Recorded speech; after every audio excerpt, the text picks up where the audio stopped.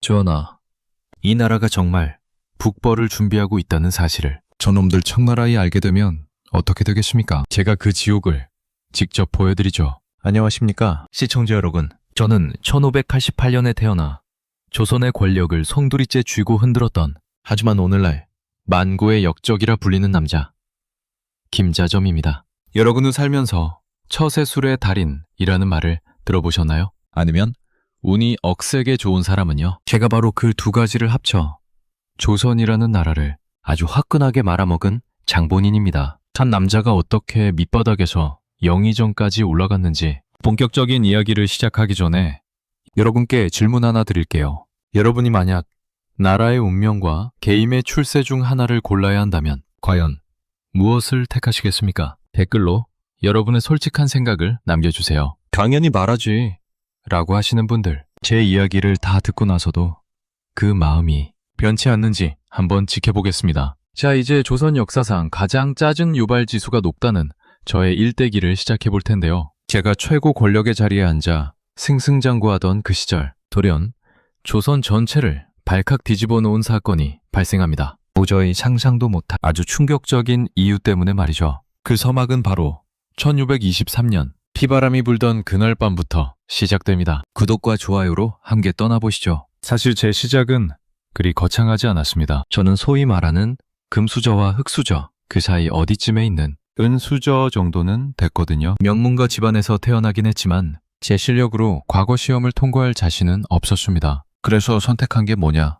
바로 음서인티입니다. 조상 덕에 시험 없이 공무원이 되는 치트키를 쓴 거죠. 그런데 말입니다. 이 말단 공무원 생활이라는 게 참 따분하더군요. 밑선에 줄을 대지 않으면 평생 뒷방 늙은이 신세를 면치 못할 게 뻔했습니다. 그때 제 눈에 들어온 사람이 바로 광해군의 청해를 받던 궁녀 김계시였습니다. 저는 본능적으로 느꼈죠. 아, 저 여자의 치맛자락을 잡아야 매 앞길이 열리겠구나. 저는 당시로는 어마어마한 거금인 은덩이 수백 냥을 챙겨 그녀를 찾아갔습니다. 뇌물요? 에이, 저는 그걸 미래를 위한 투자라고 불렀습니다. 하지만 세상 일이 제 뜻대로만 흘러가지는 않더군요. 광해군의 정치가 흔들리기 시작했고 서인 세력들이 반정을 모의한다는 소문이 돌았습니다. 저는 여기서 인생 최대의 도박을 겁니다. 광해군의 편에 서서 뇌물을 바치던 손으로 몰래 반정 세력의 명단에 이름을 올린 겁니다. 1623년 3월 12일 밤 드디어 인조 반정이 일어났습니다. 솔직히 말씀드리면 저는 그날 밤 칼 한 번 제대로 휘두르지 않았습니다. 무서웠거든요. 뒤에서 눈치나 보며 상황이 어찌 돌아가는지 살피고 있었죠. 그런데 결과는 어떻게 됐을까요? 반정이 성공하자마자 저는 정사공신, 찡셔공친 1등에 이름을 올리게 됩니다. 동료들이 피를 흘리며 궁궐을 정령할 때 저는 서류 작업과 뒷배 조율을 잘했다는 이유만으로 1등 공신이 된 겁니다. 이때부터 제 별명이 운빨의 화신이 된 거죠. 참나. 나 별로 한 것도 없는데 1등 공신이라고? 조선 정치 생각보다 쉽네? 저는 속으로 쾌재를 불렀습니다. 인조 임금은 저를 아주 신임했습니다. 아니, 정확히 말하면 제가 임금의 가려운 곳을 아주 잘 긁어줬죠. 1627년 정묘호란이 터졌을 때도 그랬습니다. 후금 청나라의 군대가 압록강을 건너 밀고 내려오자 조정은 패닉에 빠졌습니다. 다들 싸움에 만회하고 있을 때 저는 조용히 인조에게 다가가 속삭였습니다. 전하, 일단 살고 보셔야 합니다. 강화도로 가시죠. 남들은 비겁하다고 손가락질했을지 모르지만 제 입장에서는 왕을 안전하게 모시는 게 최고의 충성이었습니다. 가마도로 도망치는 왕의 행렬 곁에서 저는 그 누구보다 충성스러운 신하의 연기를 완벽하게 해냈습니다. 그 결과가 어땠냐고요? 전쟁이 대충 마무리되자 저는 한성부 판윤지금의 서울시장을 거쳐 좌위정까지 고속 승진을 하게 됩니다. 여러분, 이쯤 되면 제가 대단해 보이지 않나요? 칼 한 자루 안 쉬고 말발과 뇌물, 그리고 기가 막힌 타이밍 하나로 조선의 최고 실세가 된 겁니다. 제 집 앞에는 줄을 선 관리들이 끊이지 않았고 제가 한마디만 하면 조정의 공기가 바뀌었습니다. 하지만 여러분, 하늘 높은 줄 모르고 치솟는 권력은 반드시 대가를 치르게 마련입니다. 제 인생에 가장 찬란했던 이 순간이 사실은 조선이라는 나라를 거대한 지옥불로 밀어넣는 카운트다운의 시작이었다는 걸 그때는 미처 몰랐습니다. 전하, 소신 김자점이 있는 한 조선의 안위는 걱정하지 마옵소서. 제가 인조 앞에서 이렇게 자신만만하게 말하던 그때 저 멀리 북쪽에서는 거대한 먹구름이 몰려오고 있었습니다. 바로 제가 첫 번째로 나라를 팔아먹게 될 계기인 병자호란의 서막이었죠. 도원수님, 지금 당장 군사를 움직여야 합니다. 임금이 남한산성에 갇혀 죽어가고 있는데 대체 여기서 무엇을 기다리시는 겁니까? 임경업 장군이 제 막사까지 들이닥쳐 소리를 지르던 그날의 기억이 생생합니다. 참렵색 30영년 12월 한겨울의 칼바람보다 더 무서운 청나라 기병대가 압록강을 건넜을 때 저는 조선의 전군을 지휘하는 도원수 총사령관 나는 막중한 자리에 있었습니다. 하지만 제가 한 일이 뭔지 아십니까? 바로 아무것도 하지 않은 것입니다. 자, 여러분이 만약 전교 1등도 아니고 나라 전체의 국방을 책임진 대장인데 적군이 쳐들어왔다는 소식을 들었다고 칩시다. 그런데 그 적군이 너무 빨라서 벌써 서울 근처까지 갔대요. 그럼 어떻게 해야 할까요? 상식적으로는 뒤를 쫓아가거나 길목을 막아야겠죠. 하지만 저는 달랐습니다. 제가 다스리던 평안도 토산에 떡하니 앉아서 그저 구경만 했습니다. 아니, 지금 나가면 우리 군사들만 죽는 거 아니야? 청나라 애들 말 타는 거 봤어? 장난 아니라고. 일단 상황을 좀 보자고. 그게 전략이야, 전략. 제 머릿속은 오로지 제 안위뿐이었습니다. 인조 임금이 남한산성으로 피신해 얼어 죽을 고생을 하며 47일을 버티는 동안 저는 수만 명의 정예 병력을 손에 쥐고도 발가락 하나 까딱하지 않았습니다. 임경업 같은 장수들이 제발 싸우게 해달라고 애원해도 저는 경거망동하지 말라며 묵살했죠. 사실 무서웠던 겁니다. 제 공신직함과 권력이 이 전쟁터에서 허무하게 날아갈까 봐요. 결국 어떻게 되냐고요? 조선의 왕은 삼전도에서 청나라 황제에게 3번 절하고 9번 머리를 조아리는 삼전도의 굴욕을 당했습니다. 나라가 통째로 짓밟힌 겁니다. 자, 그럼 여기서 퀴즈. 전쟁이 끝나고 이 비겁한 총사령관은 어떻게 됐을까요? 당연히 사형 아니냐고요. 천만의 말씀입니다. 저는 유배를 가긴 했습니다. 하지만 고작 3년이었습니다. 3년 뒤 저는 아주 뻔뻔하게 다시 조정으로 복귀합니다. 왜냐고요? 인조 임금에게는 저처럼 말 잘 듣고 권력의 생리를 잘 아는 신하가 필요했거든요. 전하, 소신이 그때 군사를 움직이지 않은 것은 전하의 테러를 확보하고 후위를 도모하기 위함이었사옵니다. 제 충심을 어찌 모르시옵니까? 저는 궁궐마당에 엎드려 눈물을 흘리며 연기를 했습니다. 그리고 놀랍게도 인조는 제 손을 다시 잡아주었습니다. 전쟁에서 나라를 버린 남자가 전쟁이 끝나자마자 다시 실세로 부활한 겁니다. 시청자 여러분, 어이가 없으시죠? 이게 진짜 실화야? 싶으실 겁니다. 하지만 이건 시작에 불과합니다. 이런 황당한 상황이 벌어진 데에는 아주 충격적인 이유가 있었습니다. 인조는 전쟁의 패배보다 자신의 왕위가 흔들리는 것을 더 두려워했고 저는 그 공포를 이용해 제 자리를 공고히 했던 것이죠. 이제 저는 패전의 책임을 뒤로하고 더 큰 권력을 향해 칼날을 갈기 시작합니다. 그 칼날이 향한 곳은 청나라가 아니었습니다. 바로 우리 조선의 왕세자빈 그리고 저를 반대하는 정적들이었습니다. 전하, 싹을 잘라내지 않으면 나중에 큰 화가 될 것입니다. 저 여자는 단순히 며느리가 아니라 전하의 자리를 노리는 독사입니다. 제가 인조 임금의 귀에 대고 독을 내뱉듯 속삭이던 그 순간을 잊을 수 없습니다. 1646년 조선 왕실은 그 어느 때보다 차디찬 겨울을 맞이하고 있었죠. 여러분, 사람이 한번 권력의 맛을 보면 어떻게 변하는지 아십니까? 병자호란 때 나라를 버렸던 저는 복귀 후 더 이상 물러날 곳이 없었습니다. 제가 살아남는 법은 단 하나, 저를 반대하는 놈들을 모조리 죽이고 임금을 제 꼭두각시로 만드는 것뿐이었죠. 그 무렵 조선에는 아주 비극적인 사건이 벌어집니다. 청나라의 인질로 끌려갔다 돌아온 소현세자가 귀국한 지 얼마 안 되어 의문의 죽음을 맞이한 겁니다. 온몸이 검게 변하고 눈, 코, 입에서 피를 쏟은 누가 봐도 독살인 죽음이었죠. 하지만 저는 그 비극을 슬퍼할 겨를이 없었습니다. 오히려 기회라고 생각했죠. 소현세자의 부인, 즉 세자빈 강빈이 제 눈엣가시였거든요. 그녀는 청나라에서 신문물을 접하며 똑똑해졌고 저 같은 간신들을 아주 혐오했습니다. 어디 일개 여자가 감히 이 나라의 영의정이 될 몸을 우습게 봐? 저는 작업을 시작했습니다. 1646년 인조의 수라상에 독이 든 전복구이가 올라오는 사건이 터집니다. 저는 이때다 싶어 소문을 퍼뜨렸습니다. 이건 강빈의 짓이다. 남편을 잃은 원한으로 임금을 죽이려 한다. 라고 말이죠. 증거요? 그런 건 중요하지 않았습니다. 인조는 이미 아들에 대한 열등감과 피해망상에 찌들어 있었고 저는 그 불씨에 기름을 부었을 뿐입니다. 당시 영의정이었던 김유조차 증거가 없으니 패출 쫓아내는 것 정도로 끝내시지요.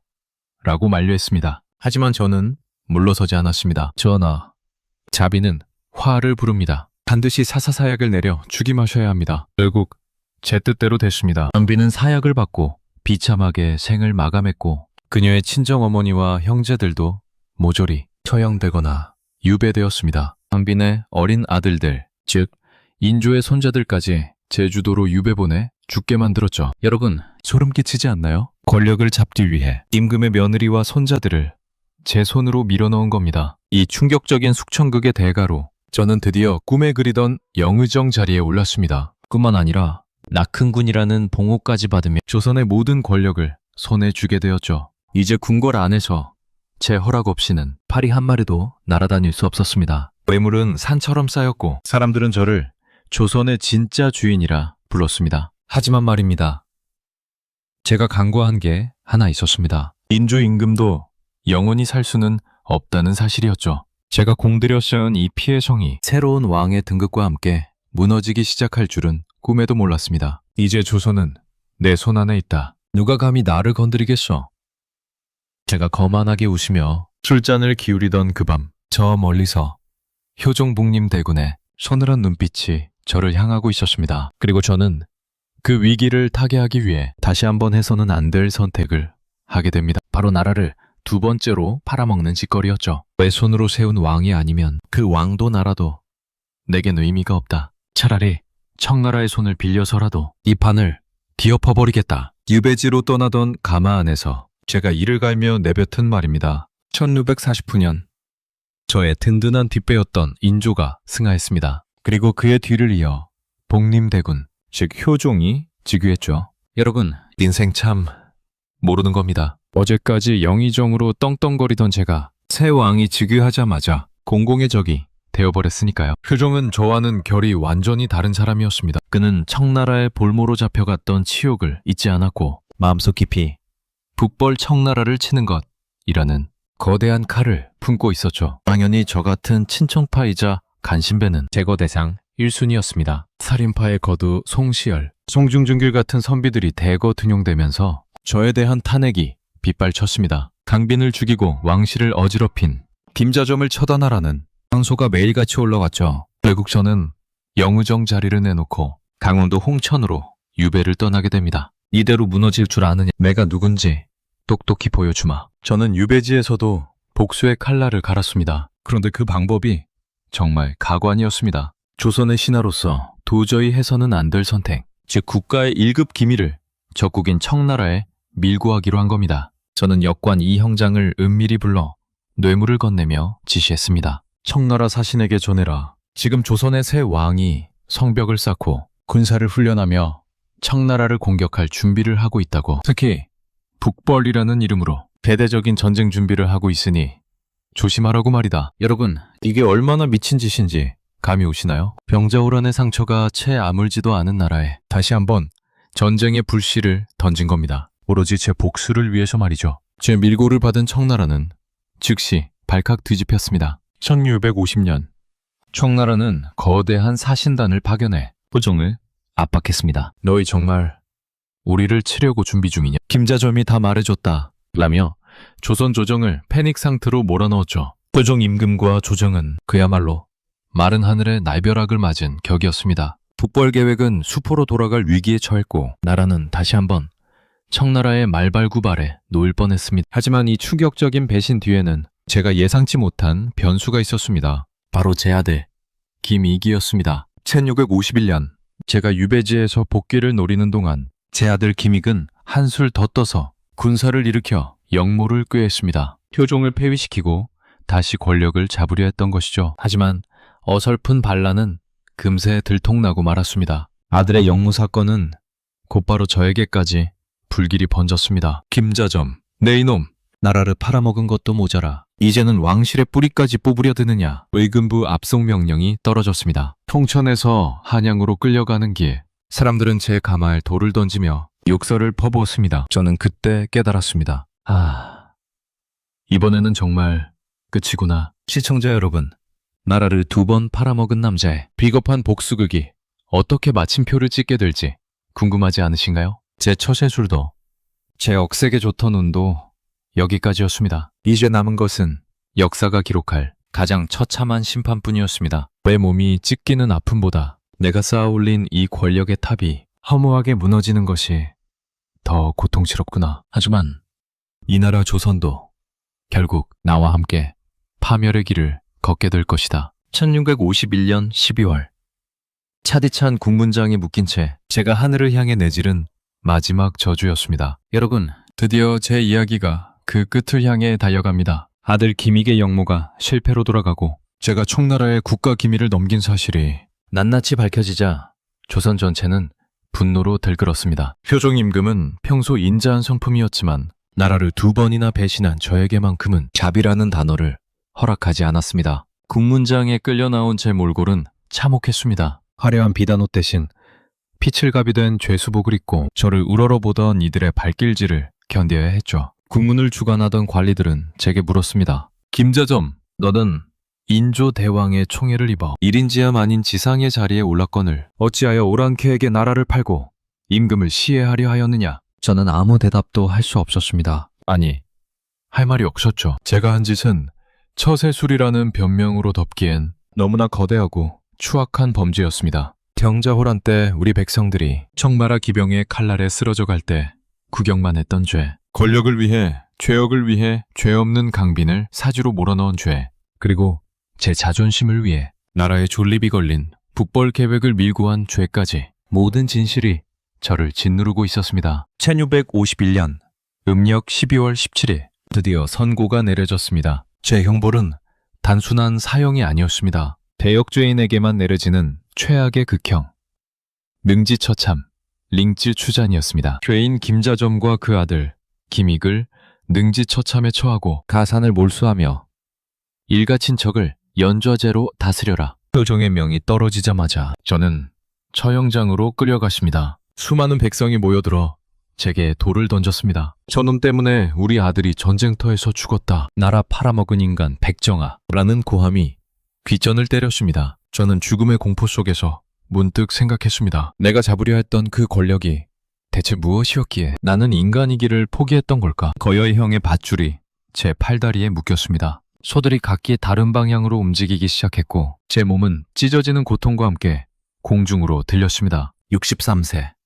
한때 조선의 모든 것을 가졌던 남자의 생은 그렇게 조각조각 흩어지며 마감되었습니다. 효종실록에는 제 죽음을 이렇게 기록하고 있습니다. 권세의 빌부터 온갖 악행을 저지르고 끝내 나라를 배신한 김자점을 도끼로 처형하여 백성들의 원한을 풀었. 시청자 여러분, 제 비참한 최후를 보시니 어떠십니까? 10년 넘게 조선을 주무르던 권력자의 끝이고는 너무나 허망하고 통쾌하지 않나요? 저는 역사의 처세술의 달인이 아닌 가장 추악한 간신으로 기록되었습니다. 출세를 위해 나라를 2번 팔아먹고 자신의 가족마저 파멸로 몰아넣은 남자의 결말은 결국 차가운 형장의 이슬 그리고 영원히 씻기지 않을 오명뿐이었습니다. 출세를 위해 나라를 2번 팔아먹은 남자의 최후는 결국 찢겨진 사지와 영원한 오명뿐이었습니다. 시청자 여러분, 지금까지 저 김자점의 파란만장하고도 추악했던 일대기를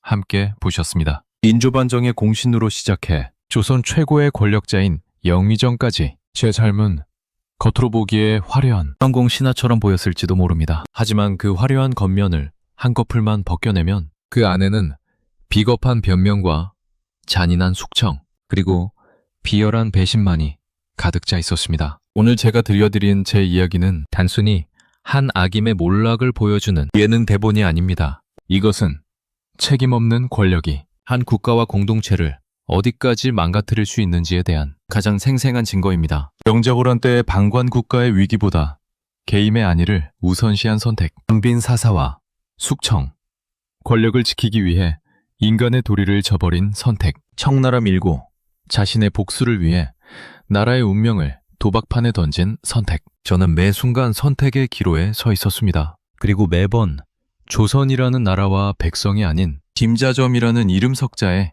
안달난 욕심을 선택했습니다. 그 결과 저는 역사책에 만고의 역적이라는 이름으로 박제되었고 수백 년이 지난 지금까지도 여러분께 손가락질을 받는 존재가 되었습니다. 여러분, 처음에 제가 드렸던 질문을 기억하시나요? 나라의 운명과 개인의 출세 중 무엇을 택하시겠습니까? 이제 제 최후를 보셨으니 답이 조금 더 명확해지셨을 거라 믿습니다. 당장의 이익을 위해 소중한 가치를 팔아넘기는 삶은 결국 스스로를 파멸의 구덩이로 밀어넣는 것과 다름없다는 사실을요. 조선 역사상 가장 짜증을 유발하지만 동시에 가장 강렬한 교훈을 주는 저 김자점의 이야기는 여기서 끝입니다. 와, 진짜 저렇게 살지는 말아야겠다 라는 생각이 드셨다면 제 비참한 죽음이 여러분께는 작은 밑거름이 된 셈이겠죠. 역사는 흐르고 사람은 떠나지만 그가 남긴 발자취는 절대로 사라지지 않습니다. 여러분은 훗날 어떤 사람으로 기억되고 싶으신가요? 끝까지 들어주셔서 대단히 감사드립니다. 가시는 길에 구독과 좋아요를 부탁드려 봅니다.